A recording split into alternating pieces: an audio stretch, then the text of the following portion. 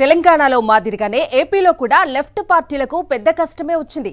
కానీ కష్టాలను వెంటనే అధిగమించడం, కొత్త మిత్రుల్ని వెతుక్కోవటం వామపక్ష నేతలకు వెన్నతో పెట్టిన విద్య అంటారు. తెలంగాణలో కేసీఆర్ కాదు పొమ్మంటే కాంగ్రెస్ రమ్మని పిలిచింది. ఏపీలో చంద్రబాబు కమలం వెంట తిరుగుతుంటే వామపక్షాలు చంద్రబాబు చుట్టూ తిరిగాయి.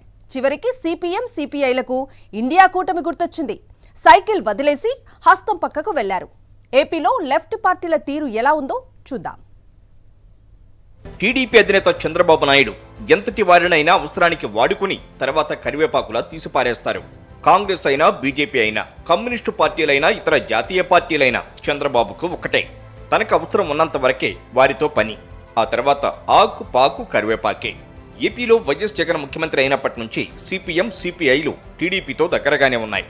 జనసేన పేరుకే బీజేపీ మిత్రపక్షం, కానీ పవన్ కళ్యాణ్ టీడీపీ నాయకత్వం కోసం పనిచేస్తున్నారు కనుక సైకిల్ ఎక్కి గ్లాస్ పట్టుకుని వెళ్లవచ్చని ఉభయ కమ్యూనిస్టు పార్టీలు భావించాయి.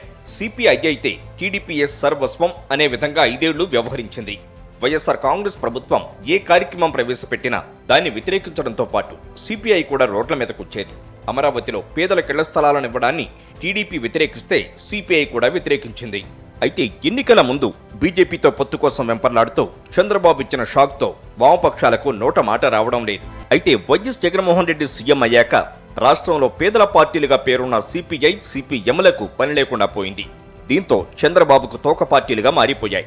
పేదల సంక్షేమం కోసం పనిచేస్తున్న ముఖ్యమంత్రి జగన్ను అభినందించాల్సిన లెఫ్ట్ పార్టీలు పెత్తందారు పార్టీ తెలుగుదేశం స్నేహం కోసం అర్రులు చాచారు.